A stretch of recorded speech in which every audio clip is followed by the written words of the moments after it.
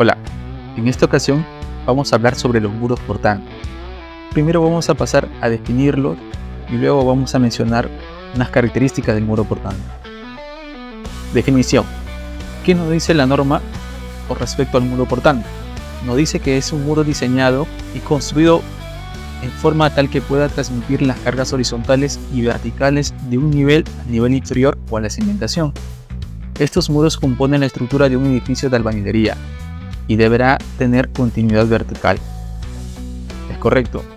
Los muros portantes son aquellos que soportan y transmiten cargas vivas y muertas, así como también las cargas horizontales producidos por los sismos. Ahora mencionaremos sus características.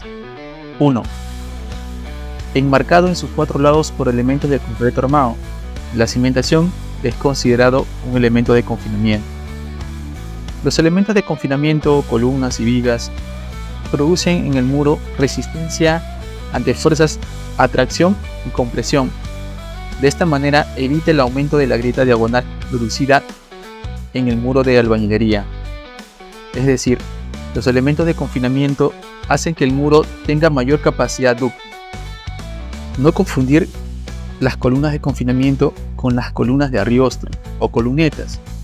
Estas reducen las deformaciones de la tabiquería y solo se usan para que no vuelquen en dirección perpendicular a su plano. Es decir, las columnetas sirven para darle estabilidad a los muros de tabiquería.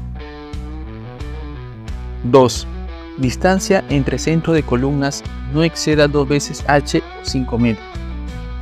H es la altura libre del muro y esta no debe exceder de 2 veces la altura, o también debe ser menor a 5 metros.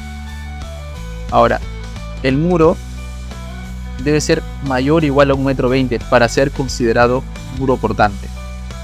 Si superamos la longitud máxima mencionada, se perderá la acción de confinamiento en la parte central de la albañilería, tornándose incontrolable el tamaño de las grietas en esta región. 3.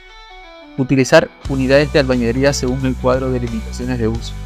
Esto es importante porque el muro portante porta carga, transmite carga y las unidades de albañilería deben ser las adecuadas. Entonces, según esta tabla número 2 y dependiendo de la zona sísmica donde pertenece el lugar, nos limita el tipo de unidad que debemos utilizar. Por ejemplo, Lima se encuentra en una zona sísmica 4 y para muros portantes en esta zona solamente se permite el uso de un tipo de ladrillo sólido industrial. No se utiliza el ladrillo hueco ni tampoco el tubular, peor todavía. Por ejemplo, el quincón 18 huecos es considerado un tipo de ladrillo hueco. El pandereta es muy frágil. El ladrillo que debemos utilizar es el quincón 30% de vacíos. 4. Espesor efectivo T mínimo. Ya habíamos mencionado que h es la altura libre del muro. Ahora, el espesor efectivo nos indica que debe ser mayor o igual a la altura entre 20. Un ejemplo, si tenemos una altura libre de 2,60 m, el espesor efectivo será de 13 centímetros. Esta fórmula le permite la adecuada verticalidad del muro durante su construcción. También ayuda a disminuir la congestión del refuerzo, que se producirá en muros muy delgados. Sabemos que el ladrillo utilizado en muros portantes para zona sísmica 4 es el quincón 30% de vacío, cuyas medidas es de 13 centímetros de espesor, 24 de largo y 9 centímetros de altura. Teniendo en cuenta este dato, nos plantearemos dos casos muy prácticos. El primero, tenemos una altura de piso a techo de 2,70 m, con un ladrillo de 13 centímetros de espesor.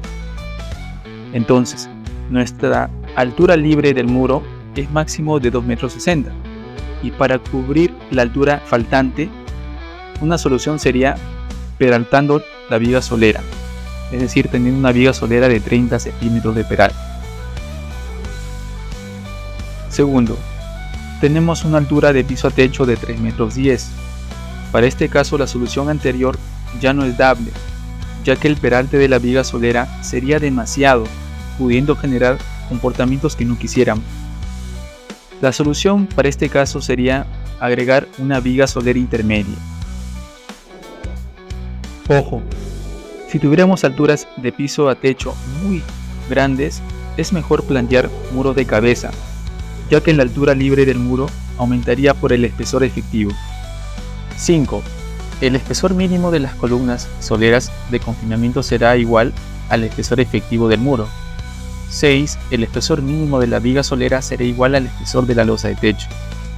7. El peralte mínimo de la columna de confinamiento será de 25, el peralte mínimo. Viendo esta imagen vamos a resumir estos 3 puntos. Vemos acá, el peralte de la viga debe ser mayor o igual al espesor de la losa. El espesor de la viga debe ser igual o mayor que el espesor del muro. El espesor de la columna debe ser mayor o igual al espesor del muro. Este dato de acá está en la propuesta de la norma 070. Nos dice que el espesor mínimo debe ser 25 centímetros. 8. La conexión columna-albañilería podrá ser dentada o al ras. La norma nos permite utilizar estos dos tipos de conexiones. Este último lo veremos en otra ocasión, ya que hay mucho que mencionar.